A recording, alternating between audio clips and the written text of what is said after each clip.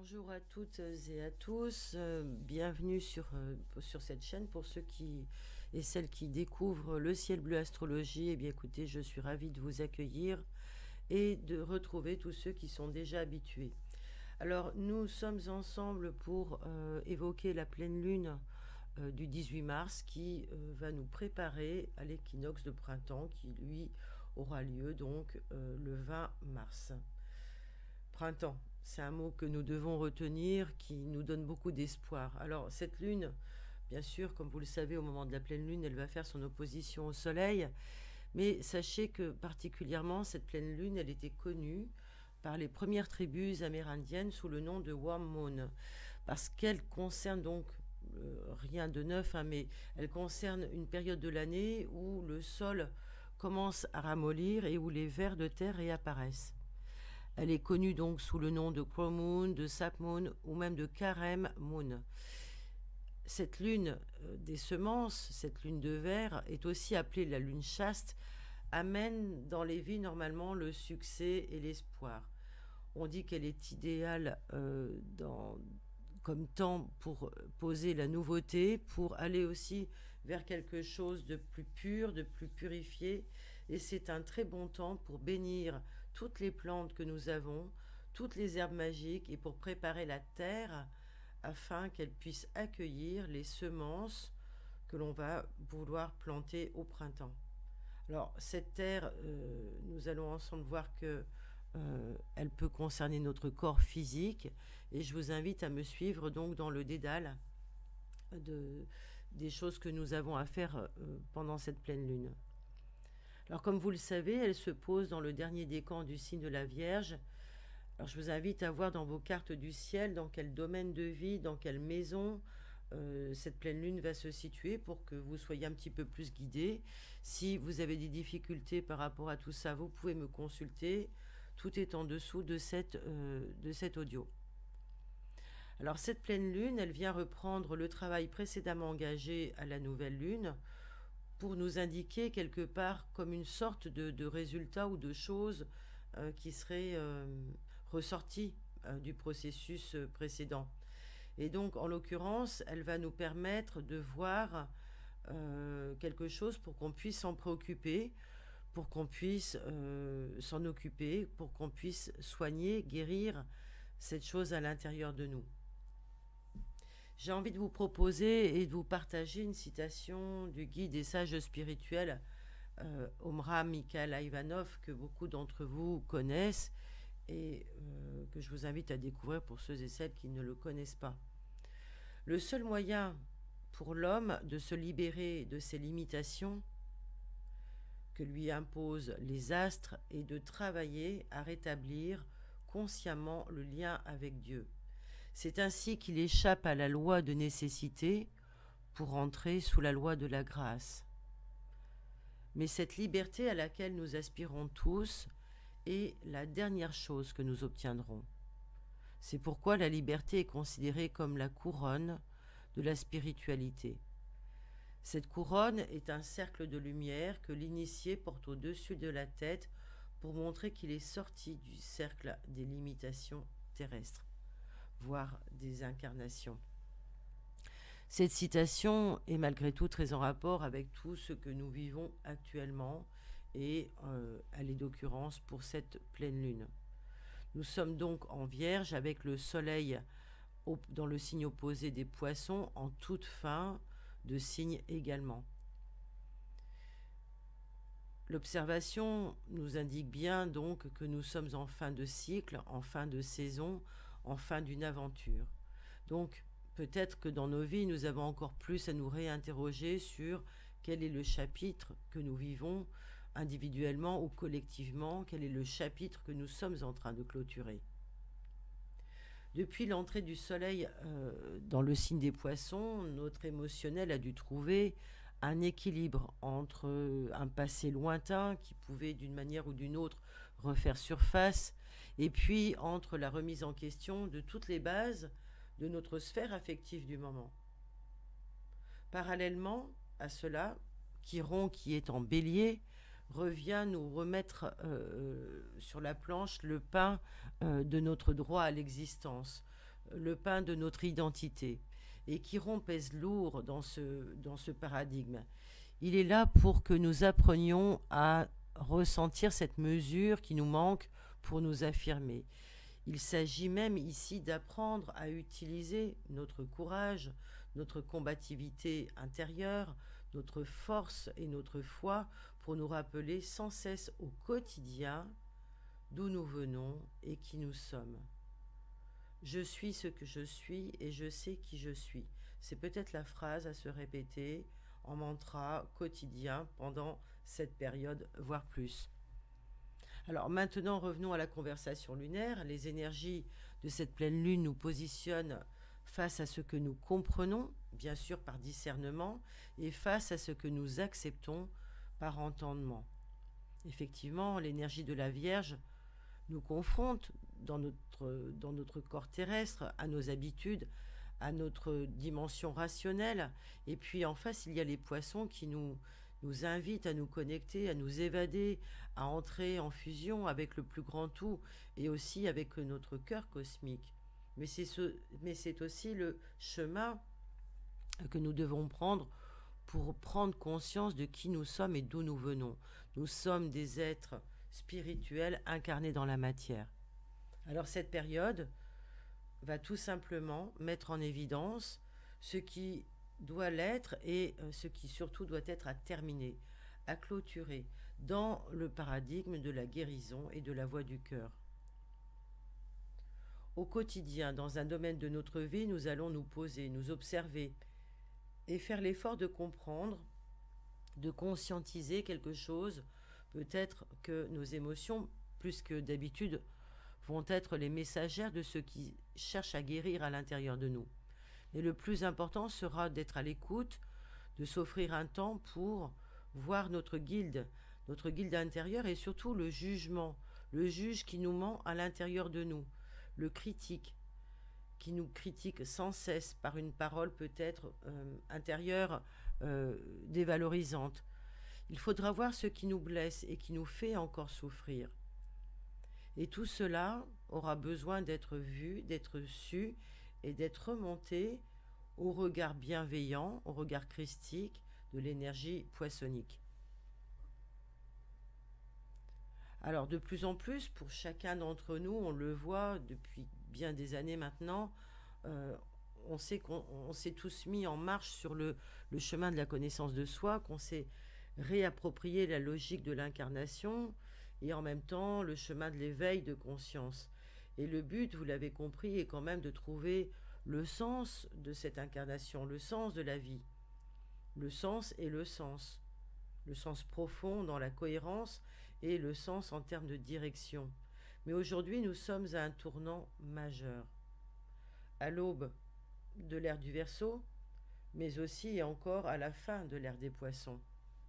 Donc ce chapitre est d'autant plus important, et cela peut-être est rappelé par d'autres astrologues, mais sur cette grande fin de cycle, nous sommes quand même dans l'énergie fabuleuse cosmique de tout ce qui est contenu dans l'infini des Poissons. Et je vous rappelle que dans l'infini des Poissons, il n'y a pas de séparation. Il y a simplement le tout. Et dans ce tout, il y a ce que l'on appelle dans le monde de la dualité le bien et le mal, la paix et la guerre. Alors, toute cette énergie cosmique est à notre disposition pour que nous puissions retravailler les contours simplement de notre implication et de notre sens à donner à notre utilité sur Terre. Il est question ici de voir à quoi nous servons. Est-ce que nous sommes utiles sur un plan de paix ou est-ce que nous sommes utiles sur un plan de guerre à l'intérieur de nous et pour l'extérieur de nous? Au niveau de notre travail aussi, au niveau de notre vie sentimentale et affective, au niveau de notre mental et du monde de la pensée. À qui, à quoi donnons-nous notre crédit, par exemple, notre confiance? À qui, à quoi accordons-nous nos bons soins, notre temps, notre énergie? Et bien sûr, voyons là, à cette période, je dirais, très importante pour faire le passage, pour opérer le passage. Voyons ce qui en nous peut constituer le bas qui nous blesse. Puisqu'il est question de fin de cycle, il y a forcément une prise de conscience à avoir sur l'une ou l'autre de nos motivations inconscientes, profondes, à agir de telle ou telle sorte, ou encore à avoir telle ou telle attitude, ou tel comportement affectif. De plus, il est bien tentant, en ces temps difficiles, en ces temps rouge-feu, de tomber dans le piège de l'autocritique et aussi, et aussi de la culpabilité, ou de se laisser tout simplement rejoindre, envahir par des pensées manipulantes qui vont nous mener petit à petit dans le sens d'une direction asservissante et qui nous utilisera malgré nous. Alors le signe de la Vierge, le signe des poissons, nous connecte tous deux à l'aspect sauveur en nous, mais aussi à l'aspect victime. Et très souvent, nous nous apercevons que les maladies déclarées comme auto-immunes disparaissent lorsque l'on apprend aux malades à se voir dans le triangle de Karpman. Dans le triangle de Karpman, je vous rappelle que c'est le fameux triangle victime, sauveur, bourreau.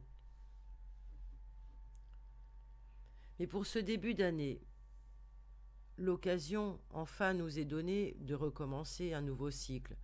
Et l'année commence, vous le savez, avec le printemps, avec l'entrée du soleil, donc dans le bélier. Et c'est là où tout est important dans l'énergie de semence.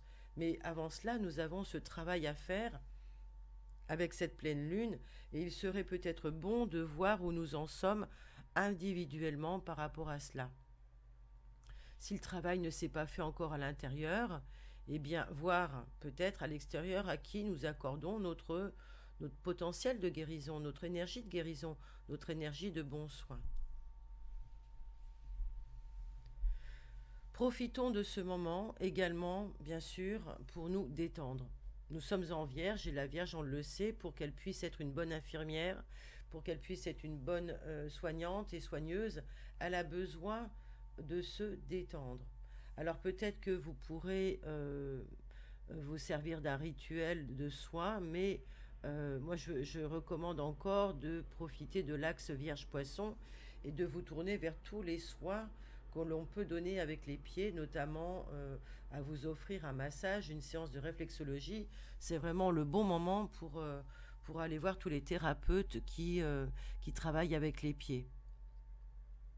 Le transit que nous connaissons va faire remonter toutes les choses de nous-mêmes, de nos vécus, alors que ce soit ce vécu terrestre ou les vécus antérieurs, mais en tous les cas, il y aura aussi dans la sphère émotionnelle des sentiments qui vont remonter, des sentiments de honte, des sentiments d'humiliation. Et je vous invite à les noter, à les voir en vous et à voir comment aussi ça se joue à nouveau dans vos vies, au niveau émotionnel.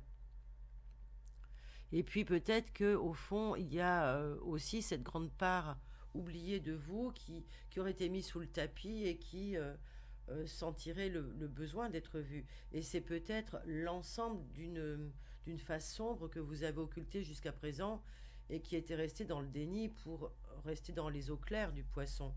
Donc, profitez de cette fin de cycle pour faire émerger cela à la conscience et sortir peut-être d'un autre triangle infernal. Parce que il ne faut pas oublier que dans le signe des poissons, notamment à cette époque où nous avons, cette époque historique où nous avons Jupiter et Neptune qui viennent brasser du flou, ils viennent teinter cette fin de cycle, aussi bien pour nous que pour le collectif, d'un brouillard épais, d'un brouillard de mensonges, d'un brouillard d'illusions, d'un brouillard de déception.